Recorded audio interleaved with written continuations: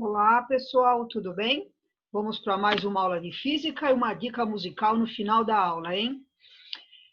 Vamos entrar hoje no caderno 2, aula 21, frente 3, página 74. A frente 3 é uma frente que fala sobre eletricidade, só que agora, depois que terminamos a parte de eletrodinâmica, ela dá uma paradinha em eletricidade e ela vai um pouquinho para a parte de mecânica. Então, vamos lembrar que mecânica, que é o estudo dos movimentos dos corpos, que estamos vendo na frente 1, ela é dividida em cinemática, dinâmica e estática. A frente 1 vai trabalhar com cinemática e dinâmica, e a parte de estática, que são apenas 3 aulinhas, foi encaixada aqui na frente 3, tá? Então, nós vamos dar uma parada em eletricidade, estudar estática do ponto material, que é essa aula 21, e depois estática do corpo extenso, que serão as aulas 22 e 23, ok? Aí depois volta para a eletricidade. Então, estática do ponto material. O que é estática? É a parte da mecânica que vai estudar o equilíbrio dos corpos, tá? Na estática, é fundamental saber se o corpo que nós vamos estudar vai se comportar como um ponto material ou se ele vai se comportar como um corpo extenso. Por isso que temos a estática do ponto material e estática do corpo extenso, tá? Quando as dimensões do corpo são desprezíveis em relação às distâncias envolvidas, o corpo é considerado ponto material.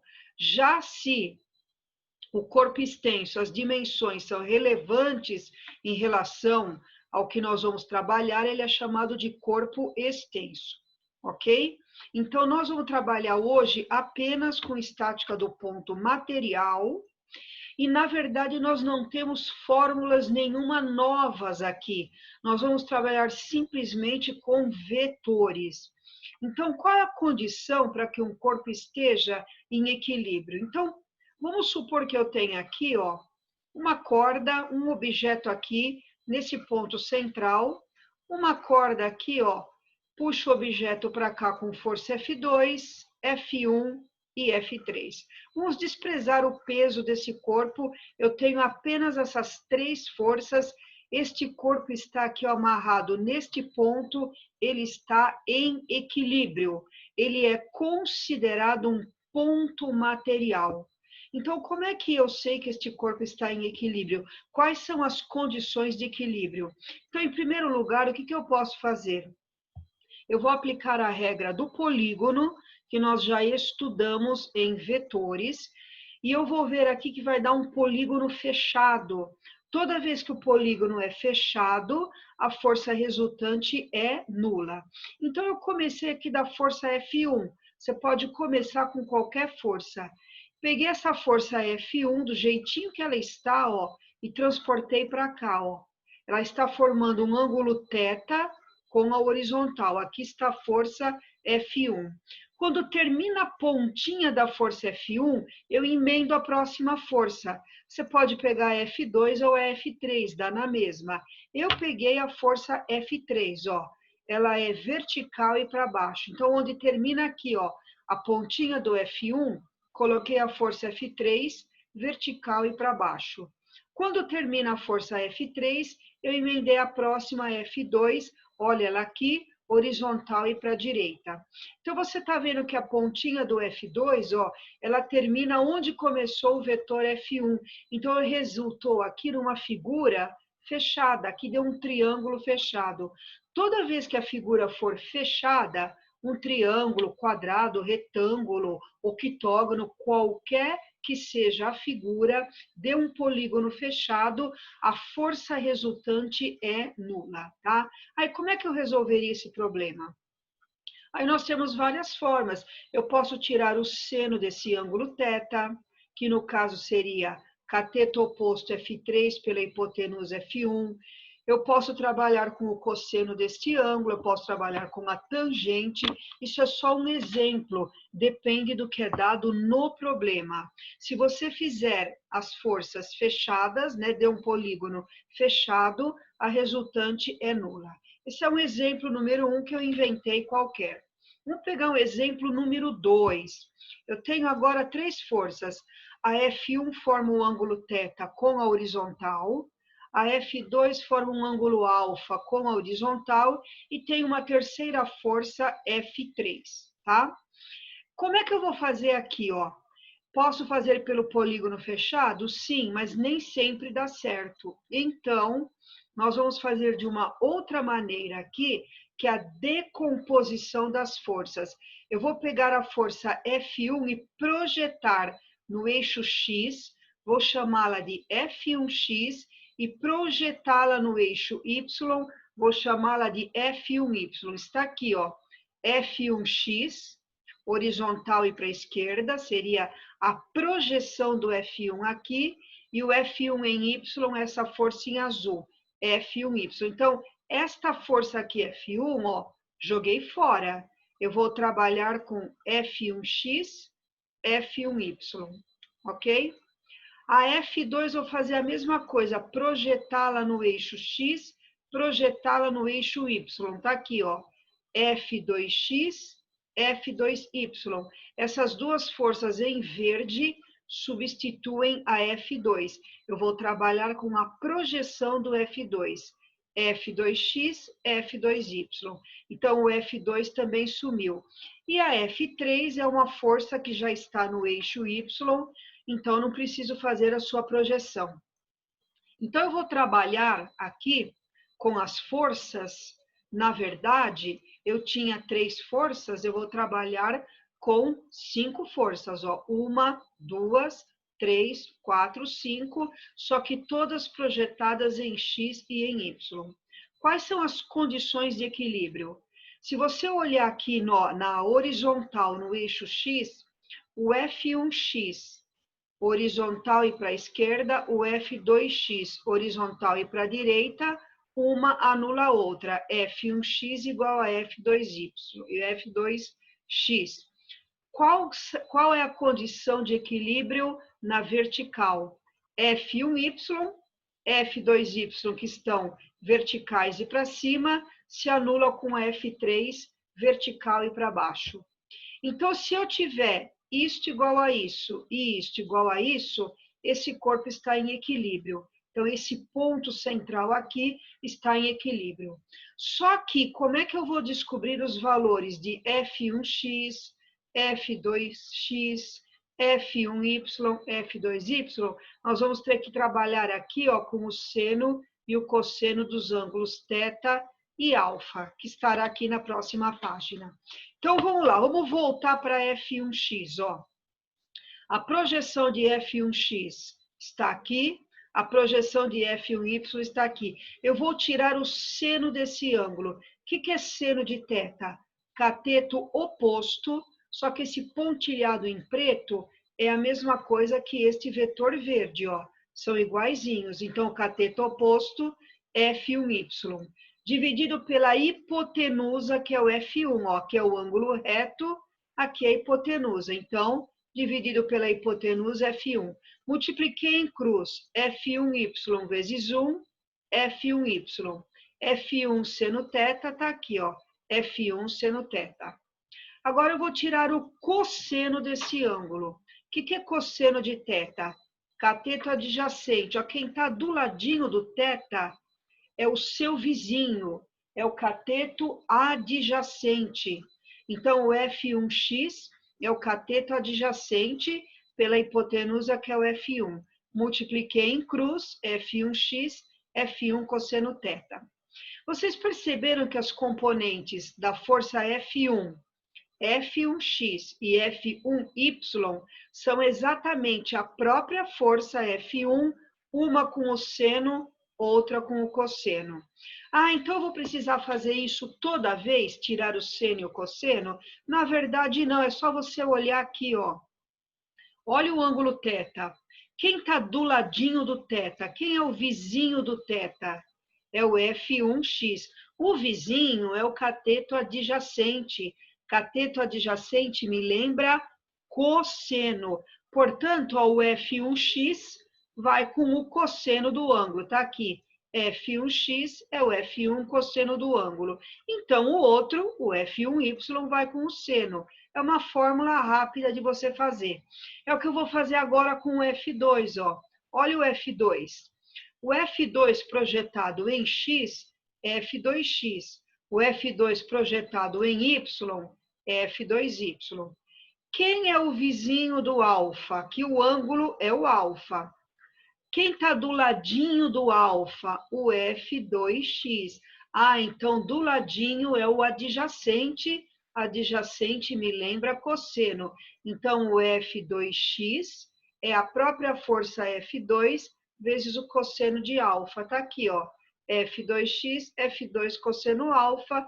Então, o F2y, F2 seno alfa. Certo? Portanto, ó, se você voltar aqui, você vai substituir o F1x e o F2x. O que é F1x? F1 cosseno θ e o F2x, F2 cosseno alfa, igual às duas, e você segue o exercício, ok? Os exercícios propostos estão na página 75. Uma pessoa segura uma esfera em sua mão, com o antebraço formando um ângulo reto, com o braço conforme a figura, ó. Antebraço, braço, 90 graus. O conjunto funciona como um sistema de alavancas que está em equilíbrio estático. Nessa situação, atuam as forças F, exercida pelo bíceps, P, exercida pela esfera sobre a mão, FB, exercida pelo osso do braço sobre o cotovelo, e PA, o peso do antebraço. Esquematizando o antebraço como uma barra reta, o diagrama de forças que agem sobre ele na situação descrita está representado por... Ó, refiz a figura e coloquei as forças. O peso da bola ele pediu para chamar de P. Está aqui, esse vetor azul, vertical e para baixo. Esse é P. Ó, P é a força que a esfera exerce na mão, que é igual ao peso da esfera, é claro, certo? Então, peso vertical e para baixo. Aqui, ó, é o peso do antebraço da pessoa, como eu coloquei aqui, ó, como ele pediu para colocar como a reta horizontal, sempre o peso da reta, no caso do antebraço, no meio. Então, PA é o peso do antebraço, também que é uma força exercida pela terra, vetor vermelho, vertical e para baixo. Aqui, FB, ele pediu para chamar de FB como a força exercida sobre o cotovelo pelo osso, que vai empurrar também o cotovelo para baixo. Então, FB é um vetor vertical e para baixo. E aqui é a força F, que é a força exercida pelo bíceps sobre o antebraço, puxando para cima. Essa configuração vocês têm aí na alternativa A. Então, o primeiro exercício, esse é o gráfico com todas as forças, alternativa A. Letra B. Em um canteiro de obras, ou melhor, exercício 2. Em um canteiro de obras, um tubo cilíndrico oco de massa 54 kg, está aqui, ó, tubo cilíndrico, massa 54 kg, comprimento 1,5 metros, aberto em duas extremidades, é mantido suspenso na horizontal em repouso por um guindaste. O tubo é preso ao gancho do guindaste por duas cordas ideais, A e B, de mesmo comprimento, como representado na figura. Está aqui, ó, corda A, corda B, a figura mostra que elas formam 60 graus com A horizontal. A intensidade da força de tração em cada corda A e B vale. Veja bem, as cordas A e B têm mesmo comprimento, formam o mesmo ângulo, portanto, as forças nas cordas são iguais. Chamamos forças em cordas, fios e barbantes de tensão ou tração. Então, chamei aqui, ó, tração T, e aqui nós temos o peso desse cilindro oco. Então, nós temos 3 forças, a tração formando 60 graus, a tração formando 60 graus e o peso. Repetindo, essas duas trações são iguais. Ele pede o valor da tração na corda, é uma dessas alternativas. O que eu fiz aqui? Ó? Como a tração estava aqui inclinada, eu fiz a decomposição em X e em Y. TX, TY. Para a corda A, TX e TY. Essa tração TX, ó, puxa para a direita. Essa tração TX puxa para a esquerda. Vetores de sentidos contrários vão se anular. Isso e isso daqui, ó, na verdade, são iguais. Se anulam, então eu não tenho nada em X. O que sobra? TY para cima, TY para cima. Está aqui, ó. TY e TY e o peso para baixo. Para que isso se mantenha em equilíbrio, essas duas trações que puxam para cima se anulam com o peso que puxa para baixo. Só que essa tração TY aqui, ó, será que ela é o seno ou o cosseno do ângulo? Lembra que eu falei anteriormente? TX e TY é o próprio T, uma com o seno, outra com o cosseno. Se você olhar aqui, o TX, ó, está do ladinho dos 60 graus. O TX é o seu vizinho. O TX é o cateto adjacente. Cateto adjacente me lembra cosseno. Então, o TX seria a tração com o cosseno de 60. Portanto, o TY será a tração vezes o seno de 60.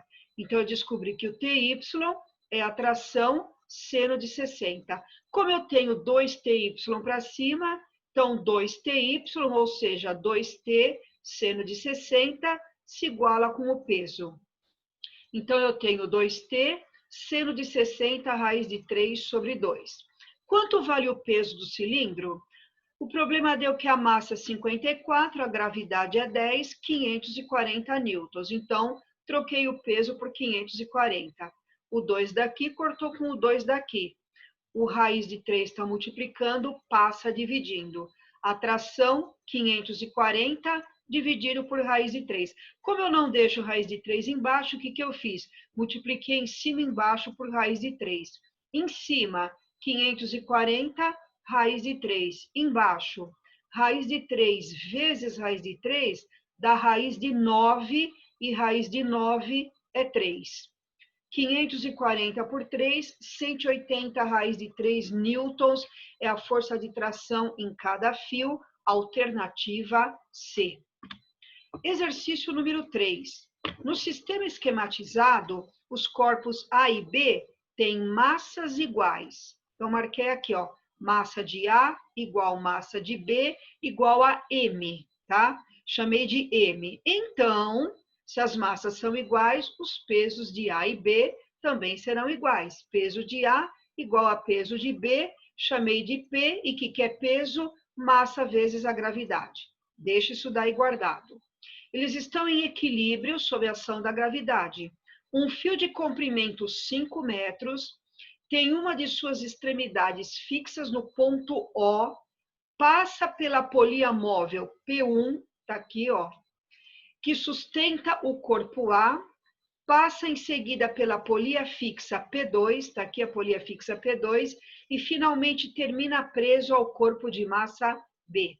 Então, vamos lá. Esse fio todo, ó, repetindo, sai daqui de O, passa pela polia P1, passa pela polia P2 e termina aqui preso ao corpo P.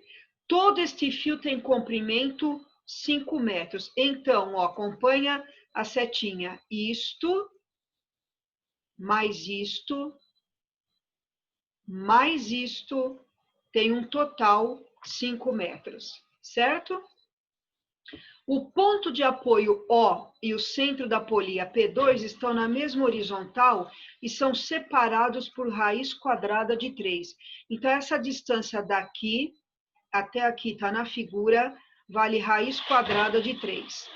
Em relação a essa linha horizontal, o corpo B fica suspenso pela altura H em metros igual a... Então, a pergunta é quanto vale essa altura H para que todo o sistema fique em equilíbrio estático. Desconsidere o atrito na passagem do fio pelas polias, despreze a massa e o tamanho das polias, o fio é inextensível e sem massa. Então, o que eu fiz aqui em primeiro lugar? Vamos olhar para esse bloco B. Este bloco B está em equilíbrio. Quais forças que atuam no bloco B? Força de tração, vertical e para cima, devido ao fio, e peso do bloco B. Como o bloco B está parado em equilíbrio, tração igual ao peso. Está aqui, ó, bloco B, a tração que puxa para cima igual ao peso vertical que puxa para baixo. Guarda essa resposta, tração igual ao peso. Isso aqui é o mesma tração. Mesmo fio, mesma tração. Então, aqui nesse ponto central da polia, eu tenho tração em roxo, e aqui eu tenho o peso desse objeto. O peso desse objeto A, como falou no texto, é igual ao peso do objeto B, que já está calculado aqui, ó, M vezes G. O que eu faço com essas duas trações em roxo? Faço a sua decomposição em X e Y. Essa tração, ó, TX em verde, TY em verde. Essa tração aqui em roxo, ó, decomposição em X, TX em vermelho, TY em vermelho. Essa TX horizontal para a direita, essa TX horizontal para a esquerda, anulou. Então, isso corta com isso. Morreu. O que sobrou novamente?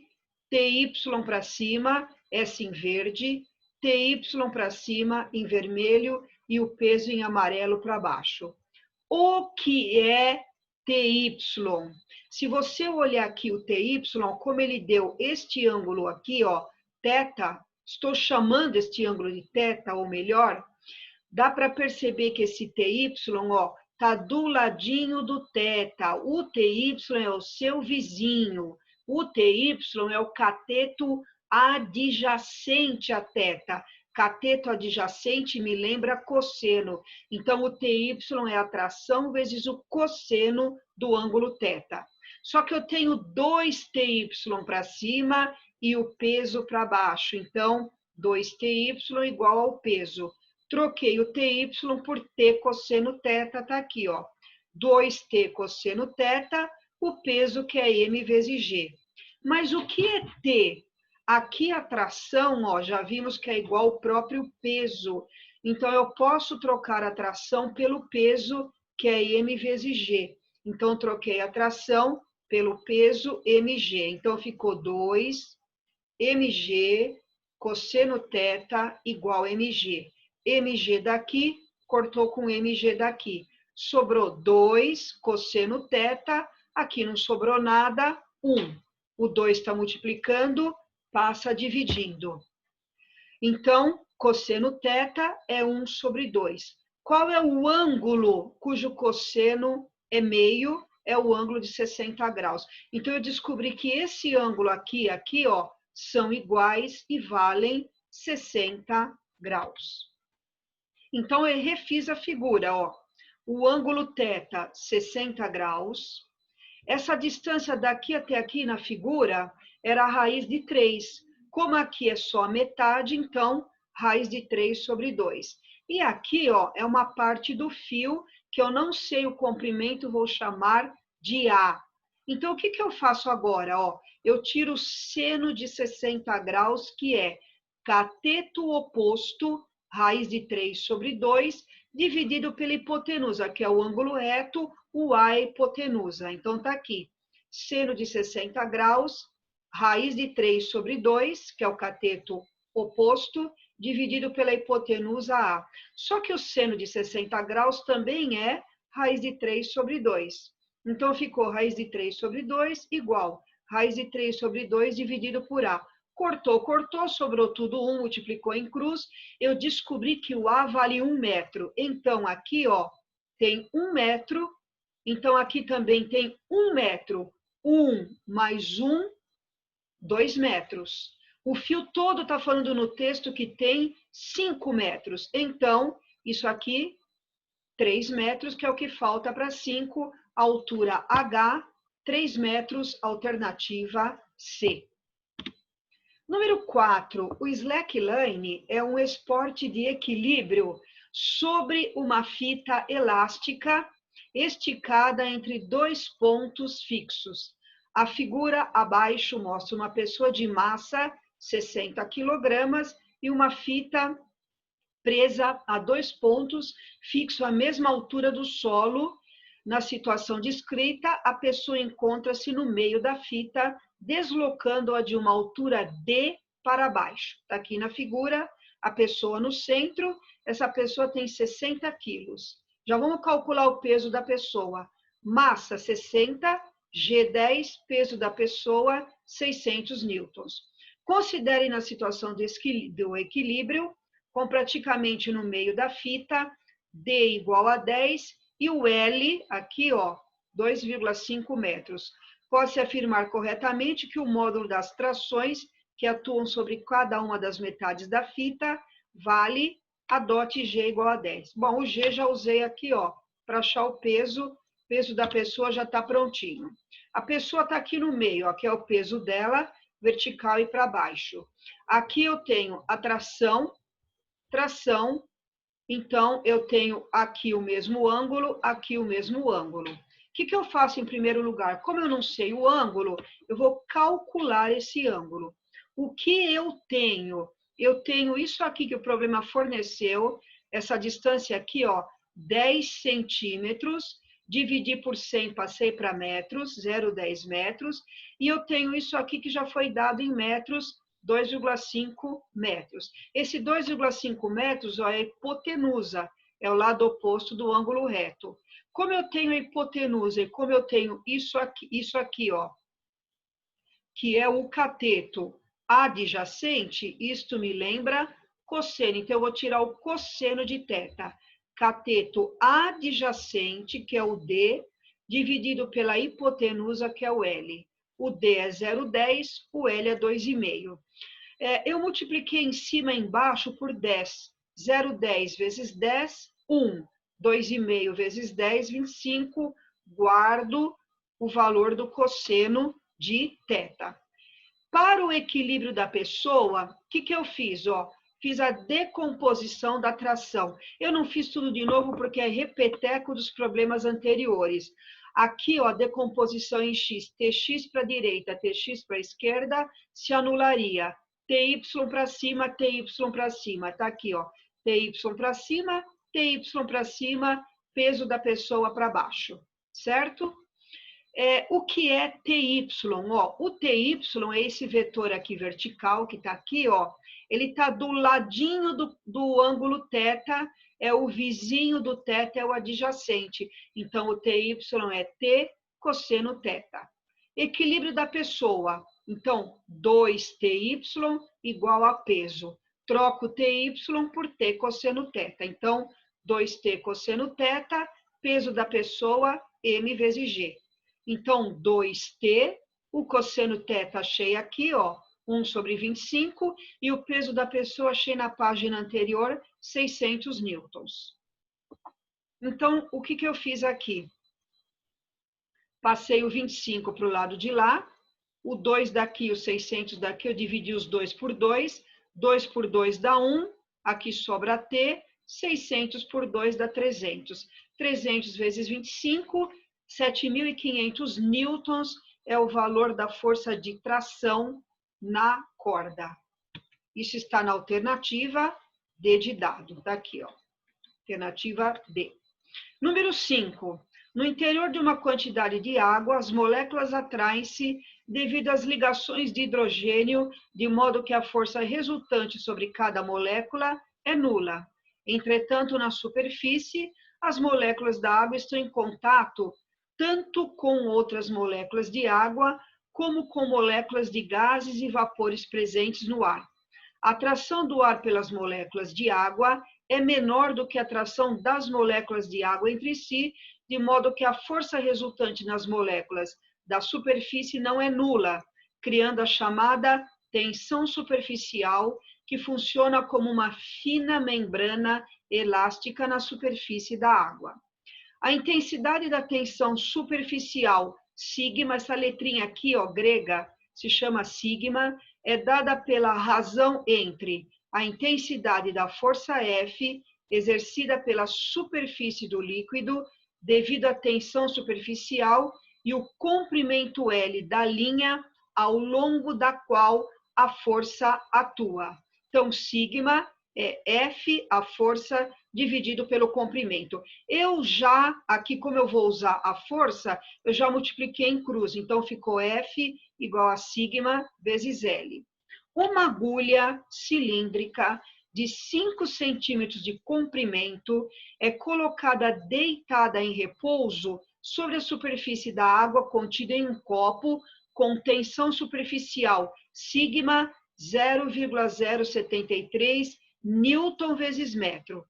Então, o que eu fiz aqui? Ó? Aqui está comprimento da agulha, L, 5 centímetros, está dado aqui no texto. Já passei para metros. Dividi por 100, 0,05 metros.